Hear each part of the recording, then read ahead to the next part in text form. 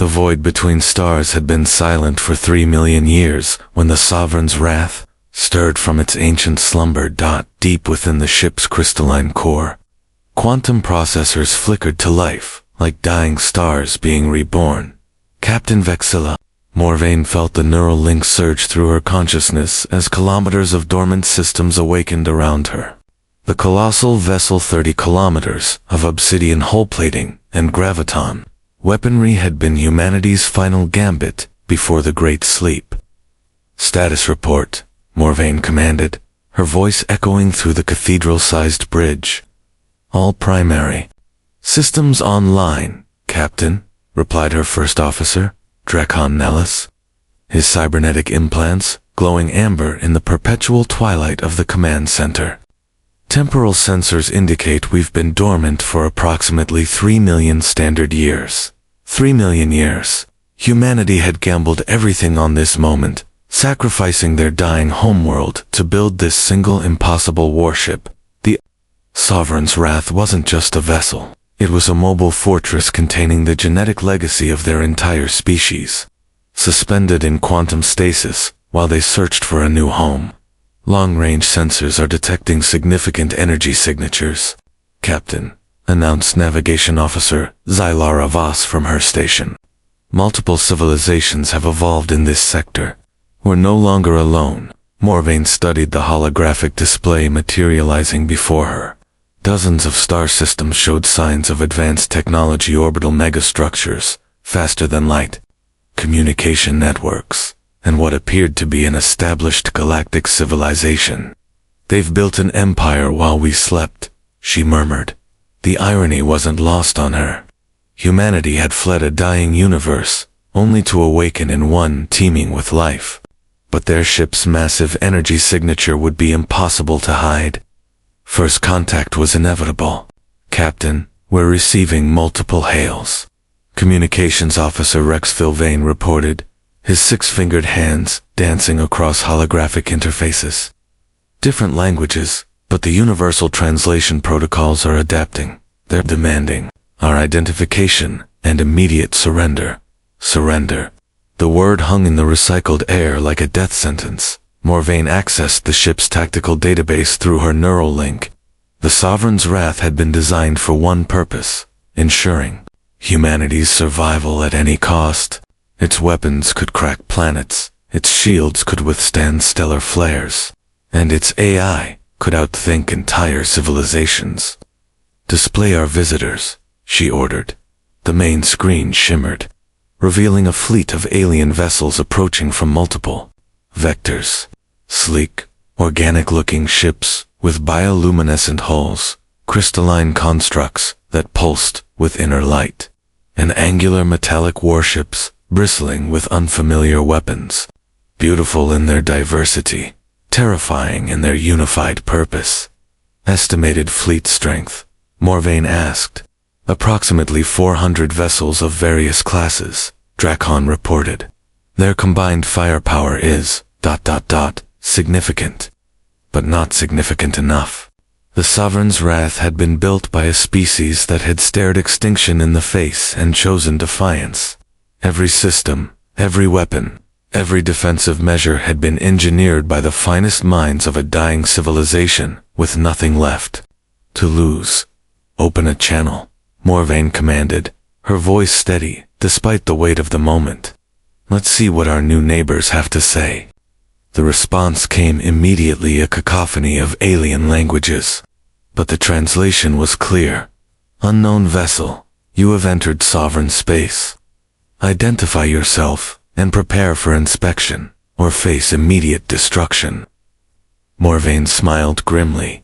After 3 million years of dreamless sleep, humanity had awakened to find itself unwelcome in its own galaxy. The universe was about to learn what desperation had built. The alien fleet's ultimatum echoed through the Sovereign's Wrath's bridge as Captain Morvain studied the tactical display. 400 ships formed a perimeter around humanity's last bastion, their weapons already charging. Captain Rexthal's voice carried an edge of urgency. The lead vessel is transmitting again. They're giving us 60 seconds to comply with boarding procedures. Morvain's neural implants interfaced deeper with the ship's systems, feeling the pulse of the massive quantum reactors buried in the vessel's heart. The Sovereign's wrath had been humanity's final masterwork, not just a warship, but a mobile ark containing the souls of billions of their people in quantum storage. Identify the species we're dealing with, she ordered. Primary contacts appear to be the Valtheri hegemony, Xylara reported, her fingers weaving through holographic star charts. They've claimed dominion over this entire galactic arm for the past 50,000 years. Secondary forces include their client species, the crystalline Morden, and the synthetic Kethfer collective. 50,000 years of unopposed expansion. These beings had never faced a peer competitor, let alone something like humanity's desperate creation. Weapon status, Morvain commanded. All graviton lance arrays charged and ready, Draken confirmed. Temporal disruptors online. Quantum torpedo bays loaded with antimatter warheads. Defensive grid at maximum efficiency. The countdown reached 10 seconds. Captain, Rex Stole's voice cracked slightly. They're demanding an immediate response. Morvain closed her eyes, feeling the weight of 3 million years of human ambition coursing through the ship's neural networks. When she opened them, her gaze held the coldness of deep space. Open the channel, full spectrum broadcast. The bridge fell silent as every screen flickered to life, showing hundreds of alien faces across the enemy fleet.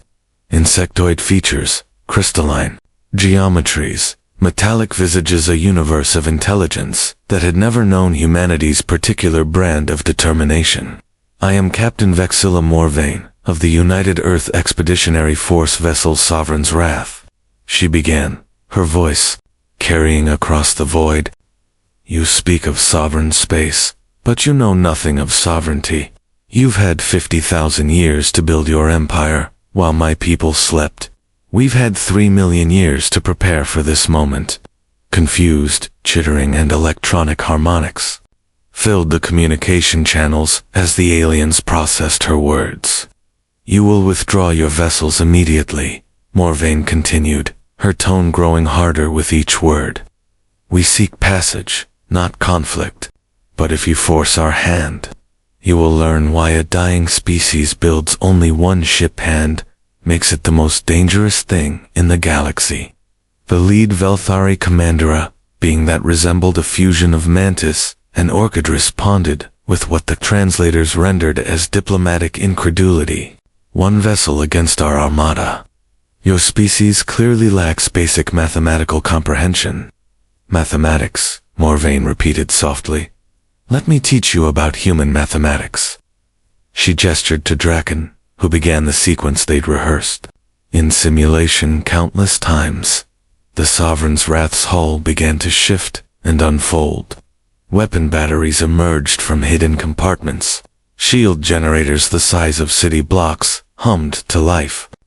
The ship's true form revealed itself, not just a vessel, but a mobile weapons platform that dwarfed entire fleets. We calculated every variable, Morvain explained as the aliens watched in growing horror. Population density, resource allocation, technological advancement, curves. We built one ship because we only needed one ship.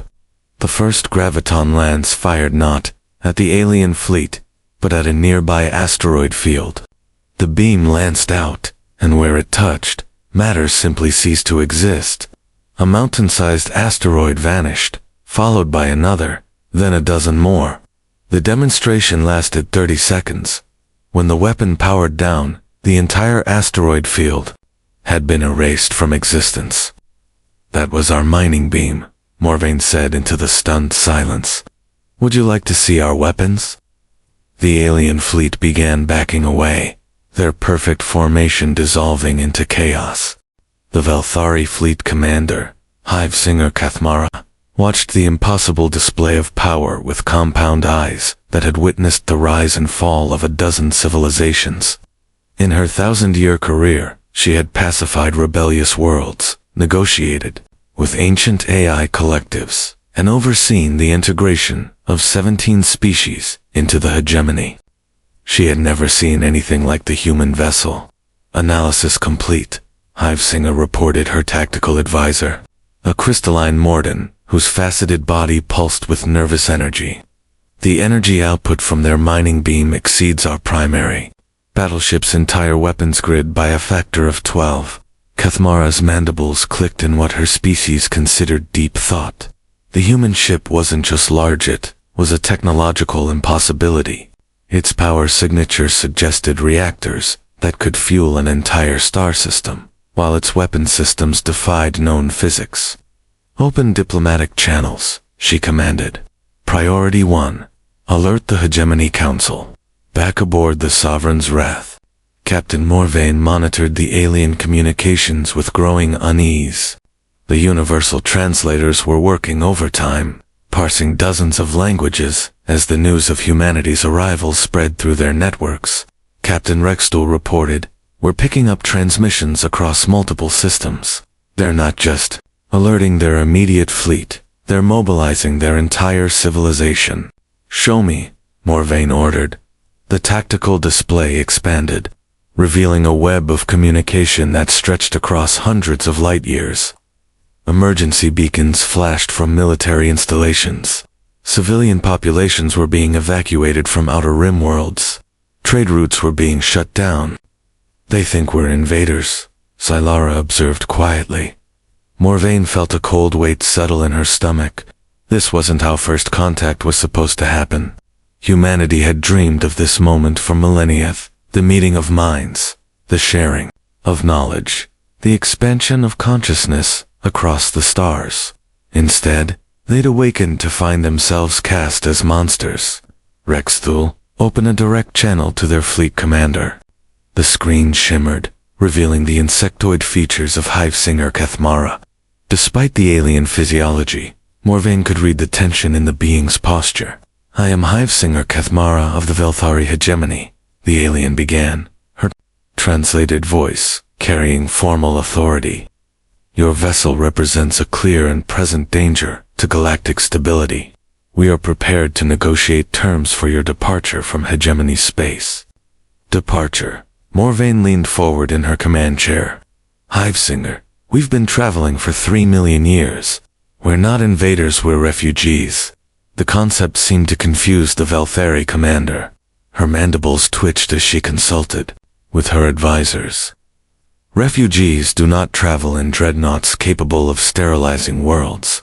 They do when their entire civilization is facing extinction, Morvain replied. "We didn't build the Sovereign's Wrath to conquer, we built it to survive." But even as she spoke, Morvain realized the terrible irony. The very desperation that had driven humanity to build their ultimate vessel now made them appear as the ultimate threat. The Sovereign's Wrath was a monument to human ingenuity and determination, but to these aliens, it looked like an instrument of annihilation. "Your survival cannot come at the cost of galactic peace," Cathmara stated firmly. "The hegemony has maintained order for 50 millennia. We will not allow that stability to be threatened. And we will not be denied passage to find a new home," Morvain countered, her patience beginning to fray. "We seek empty space, uninhabited worlds. We have no desire for conflict. Yet you demonstrate weapons that could destroy our fleets, because you demanded our surrender." The communication channel crackled with tension as both sides realized they were talking past each other. Humanity's greatest achievement had become a barrier to peaceful contact, while the aliens' protective instincts made them appear as aggressive gatekeepers. "Captain Drakon," whispered, "long-range sensors are detecting massive fleet movements. They're mobilizing everything battle fleets from at least 20 systems." Morvain closed her eyes, feeling the weight of 3 million years of human hope pressing down on her shoulders. They had survived the death of their homeworld, the long journey through dark space, and the crushing loneliness of the void. Now, they faced a choice that would define humanity's future: retreat into the darkness, or stand their ground and risk becoming the very monsters these aliens believed them to be. The irony was suffocating. Humanity's masterpiece had become their curse. The Hegemony Council chamber on Velthor Prime had witnessed the rise and fall of civilizations, but never had it buzzed with such desperate urgency. Representatives from across the galaxy materialized through quantum communication arrays, their various forms of consciousness converging on a single, terrifying question: what to do about the human ship? Archon, Prime Calvathul, his crystalline form refracting the chamber's bioluminescent lighting into rainbow patterns, called the emergency session to order. The entity, calling itself humanity, has proven capable of annihilating matter at the quantum level. Our xenobiology teams have no classification for their species, and their technology appears to violate several fundamental laws of physics. The synthetic collective's representative, a flowing mass of liquid metal that called itself Unit Denominator 9, pulsed with electronic concern. Analysis of their vessel's energy signatures suggests a power source equivalent to a controlled stellar collapse. This exceeds our most optimistic technological projections by millennia. High Matriarch Isalandra, of the aquatic Nethver delegation, spoke through her translation symbiont, her bioluminescent patterns conveying deep unease. Our historians have reviewed all records. No species has ever achieved such technological disparity. They claim to be refugees, yet they arrive in what can only be described as a planet killer. Back in the void, Captain Morvain paced the bridge, as reports filtered in from their long-range sensors. The alien response was escalating beyond anything they'd anticipated. 27 fleets now converging on our position, Xylara reported, her voice tight with controlled tension. Estimated arrival time, 18 hours. Total vessel count exceeds 4,000 ships. 4,000, Drakon repeated quietly. Captain, even with our technological advantages, those numbers I know, the mathematics. Morvain cut him off. The Sovereign's wrath was powerful, but it wasn't invulnerable. Sustained bombardment from thousands of ships would eventually overwhelm even their quantum shielding.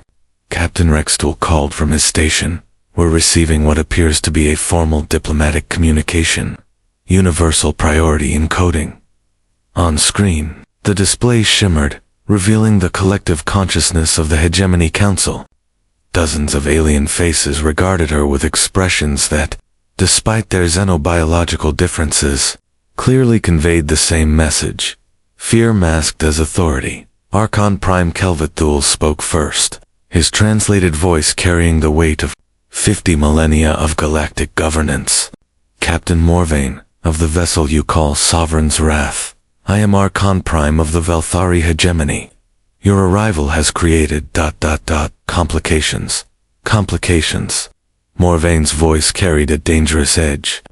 We've been in your space for less than 6 hours, and you've already mobilized half the galaxy against us.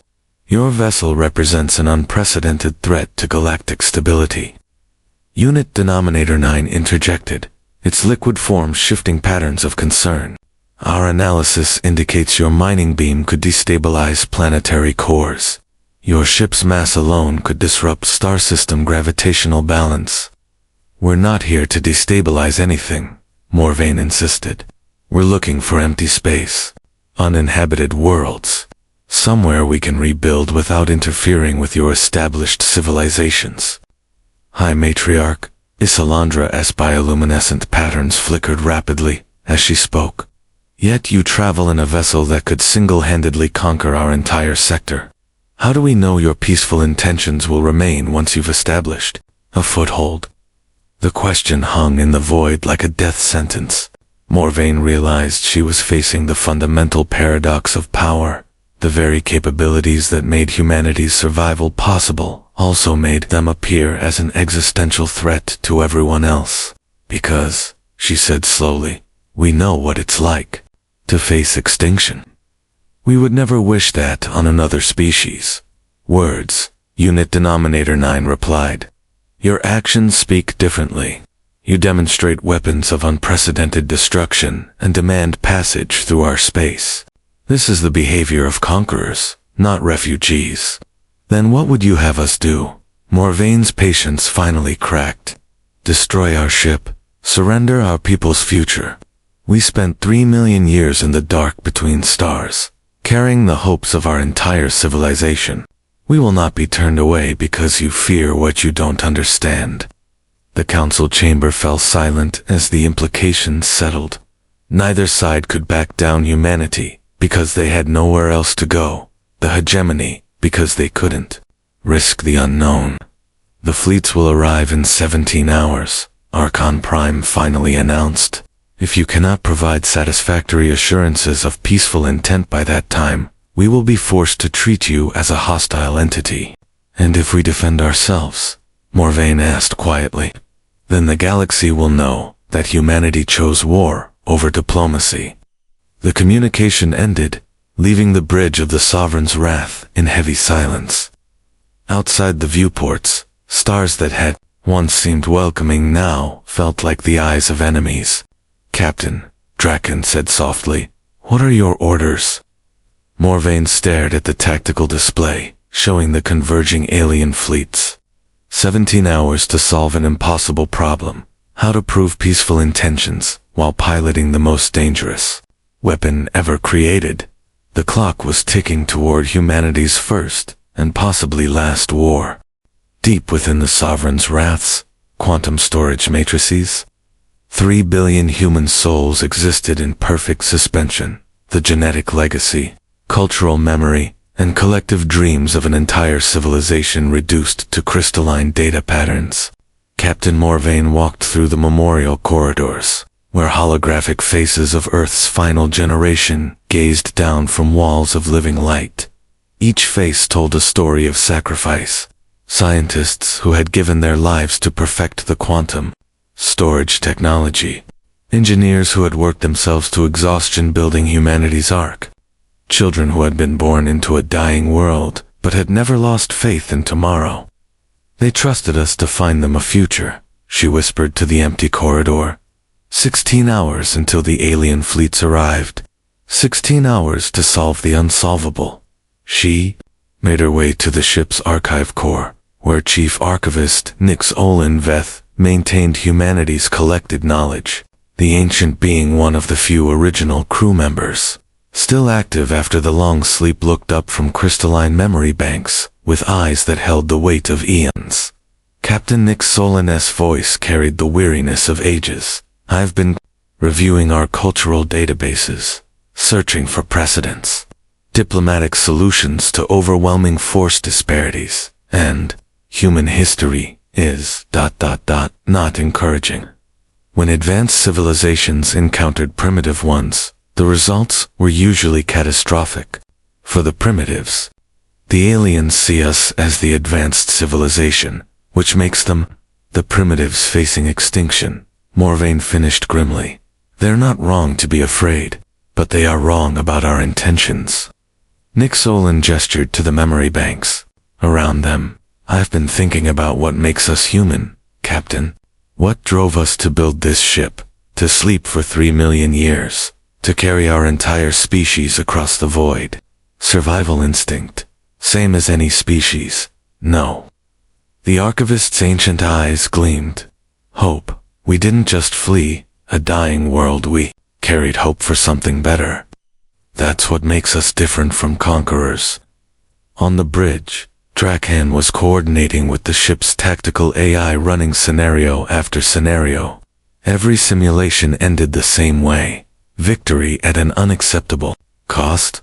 The Sovereign's wrath could defeat the alien fleets, but the act would transform humanity from refugees into the galaxy's greatest threat. Captain on deck, he announced as Morvaine returned. Status report. 15 hours, 37 minutes. Until fleet arrival. I've been running combat simulations. His expression was grim. We can win, but then we become everything they fear we are. Morvaine settled into her command chair, feeling its neural interfaces connect with her consciousness. Rexthul, any response to our diplomatic overtures? Negative, Captain. The Hegemony Council has ceased all communication. They're treating this as a military operation now. Morvaine closed her eyes. letting her consciousness merge with the ship's vast network of systems. She felt the pulse of the quantum reactors, the ready tension of graviton weapons, the protective embrace of temporal shields. The Sovereign's wrath was magnificent in its terrible purpose, a monument to human ingenuity, born from humanity's darkest hour. But it was also a prison. As long as they remained aboard this weapon of ultimate destruction, they would never be anything more than a threat to be contained or eliminated. "Xylara," she said suddenly, "show me the stellar cartography data. Every habitable world, every empty system, every possible refuge within 1,000 light-years." The navigation officer's fingers danced across her controls, and the main display bloomed with a three-dimensional map of local space. Thousands of star systems spread before them like jeweled flowers. Here, Morvain pointed to a cluster of systems beyond the hegemony's borders, the neutral zone, uninhabited space between major galactic powers. Captain Draken studied the display. "That region is quarantined. According to our intelligence, it's the graveyard of a previous galactic civilization, the Architects. Their technology is supposedly so advanced and dangerous that no one dares enter. Then it's perfect." Morvain's voice carried a strange mix of hope and determination. "If we can't coexist with the current galactic powers, we'll find our own space. But first, ... She paused, feeling the weight of decision settling on her shoulders. "First, we need to prove we're not the monsters they think we are. How do we do that with 14 hours left?" Morvain smiled grimly. "By doing something no conqueror in galactic history has ever done, which is, we're going to surrender." The bridge fell silent, except for the soft hum of life support systems. Outside the viewports, the stars continued their ancient dance, indifferent to the drama unfolding in their depths. Captain Draken said carefully, "Surrendering means giving up the ship, giving up our people's future." "No," Morvain replied, her voice carrying quiet certainty. "It means proving that our future doesn't have to come at anyone else's expense." The plan that formed in her mind was audacious, terrifying, and possibly suicidal. But it was also the most human thing she could imagine, a gesture of hope in the face of overwhelming odds. Time to show the galaxy what desperate optimism could accomplish. The hegemony armada arrived in battle formation, 4,000 ships arranged in perfect geometric patterns that spoke of 50 millennia of tactical refinement. Dreadnoughts, the size of cities, floated alongside nimble destroyers, their weapons charged and ready. It was the largest fleet ever assembled in galactic history, all focused on a single human vessel.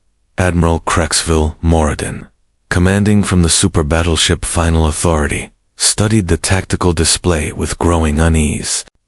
The human ship hadn't moved, hadn't raised additional shields, hadn't powered weapons beyond their baseline defensive posture. Analysis confirms they're maintaining minimal defensive configurations, his tactical officer reported. "It's almost like they're waiting," the Admiral finished grimly, "aboard the Sovereign's wrath." Captain Morvain stood before the assembled senior staff in the war room. The decision she was about to announce would either save humanity or doom them forever. "Ladies, gentlemen, and synthetic beings," she began, using the formal address that acknowledged the diversity of Earth's final generation. "I'm about to give you an order that goes against every tactical doctrine ever written." Drakon leaned forward. "Captain, we're going to voluntarily shut down our weapon systems, all of them." The silence that followed was deafening. Sir Xylara spoke carefully. "That would leave us completely defenseless against 4,000 enemy ships." "Not defenseless," Morvain corrected. "Vulnerable. There's a difference. Defenseless implies weakness. Vulnerability implies trust." "Trust?" Rextel's voice cracked slightly. "In beings who've mobilized half the galaxy to destroy us. Trust in the hope that someone, somewhere in that fleet, will recognize what we're trying to prove." Morvain activated the holographic display, showing the hegemony forces surrounding them. For 50,000 years, they've maintained galactic peace through superior firepower. Every conflict has been resolved by the biggest guns winning. We're going to show them a different way. Chief Archivist Nick Solon spoke from his position at the data terminals. Captain, I've completed the cultural analysis you requested. Human history shows that voluntary vulnerability strategic surrender has successfully prevented conflicts in 12.7% of recorded cases. 12%, Drakon repeated flatly. Better odds than fighting for 1,000 ships, Morvain replied. She activated the ship's communication array, broadcasting on all frequencies. This is Captain Vexilla Morvain, of the Sovereign's Wrath, to all hegemony vessels. We are powering down our weapons systems as a gesture of peaceful intent. We request safe passage to the neutral zone beyond your borders, where we will establish our new home without interfering with your civilizations. Admiral Moradin's mandibles clicked in confusion as he watched the impossible happen. The human vessel's energy signature was dropping rapidly as weapon after weapon went offline. Graviton lances powered down. Temporal disruptors deactivated. Even their defensive shields reduced to minimal levels. Sir, his tactical officer stammered. They're there, actually doing it. They're disarming completely. It's a trap, the Admiral decided. No species voluntarily surrenders a tactical advantage. But even as he spoke, deep-prawn scanners confirmed what his eyes couldn't believe. The human ship was becoming vulnerable, genuinely, completely vulnerable. On the Hegemony Council's emergency channel, chaos reigned. They're disarming. Unit Denominator 9's liquid form rippled with confusion. This behavior does not match any known aggressive species pattern. It could be deception, Archon Prime Kelvathul cautioned, but his crystalline structure flickered. With uncertainty, High Matriarch Isalandra S. bioluminescent patterns pulsed thoughtfully. No, This is something else. No conqueror willingly surrenders their greatest advantage. Aboard the Sovereign's Wrath, alarms blared as system after system went offline. The ship that had been humanity's ultimate weapon was transforming into something unprecedented, a gesture of absolute trust. Final weapons array offline, Draken reported, his voice hollow. We're completely defenseless, Captain. No, Morvain said firmly, watching the tactical display as alien ships began to shift positions, their perfect attack formations wavering as confusion spread through their ranks. We're completely human. She opened another communication channel, this time directly to Admiral Moradin. Admiral, my name is Vexilla Morvain. I was born on a world called Earth, in a solar system that died 3 million years ago. I've spent more time asleep than awake, dreaming of the day my people could find a new home among the stars. We built this ship not because we wanted to conquer, but because we refused to surrender to extinction. Her image appeared on screens. Throughout the hegemony fleet, a human face, showing the weight of eons, the hope of billions, and the vulnerability of absolute trust. We could have hidden in the dark between galaxies, she continued. We could have attacked without warning, used our technological advantages to carve out an empire. Instead, we announced ourselves. We sought dialogue, and now we offer you our complete vulnerability as proof of our peaceful intentions. Admiral Moradin found himself studying the human face on his screen. There was something in her expression, a quality he'd never encountered in any conqueror or warmonger. It took him a moment to identify it. Hope. Not the arrogant hope of the powerful, but the desperate hope of the powerless choosing trust over fear. You would risk your entire species on our mercy, he asked. We would trust your entire civilization with our future, Morvain replied. Because that's what civilized beings do. They choose hope over fear, trust over suspicion, tomorrow over yesterday. The Admiral looked round his bridge at officers who had never faced such a decision. In 50,000 years of hegemony history, No one had ever chosen voluntary vulnerability over inevitable conflict. The silence stretched across 4,000 ships as an entire galactic civilization confronted a choice that would define them forever: prove humanity's trust justified, or prove that mercy was indeed a luxury the galaxy couldn't afford. The future hung in the balance, waiting for someone to choose hope over fear. Epilogue. The New Dawn. 5 years later, the colony ships of New Terra launched from the neutral zone, carrying the first generation of humans born free among the stars. The massive industrial platforms orbiting their new sun bore no weapons, only the tools of creation, hope, and endless possibility. Captain Morvain, now director of colonial operations, stood in the observation deck of New Terra Station, watching transport vessels arrive from across the galaxy. The trust they had chosen over fear had opened doors they never could have imagined. Veltheri agricultural specialists worked alongside human terraforming engineers. Morden crystal singers taught human children the art of harmonic mathematics. The Kethver Collective had established a cultural exchange program, fascinated by humanity's concept of dying for tomorrow. The Sovereign's wrath hung in orbit above them, transformed from humanity's greatest weapon into their greatest symbol, a monument to the power of choosing vulnerability over violence, trust over terror, hope over hatred. And in the deep archives of 1,000 worlds, the story was already becoming legend. The day an entire species chose to trust the galaxy with their future, and the galaxy chose to prove that trust was not misplaced. Sometimes, the greatest victories come not from the weapons we build, but from the courage to lay them down. The stars had welcomed humanity home.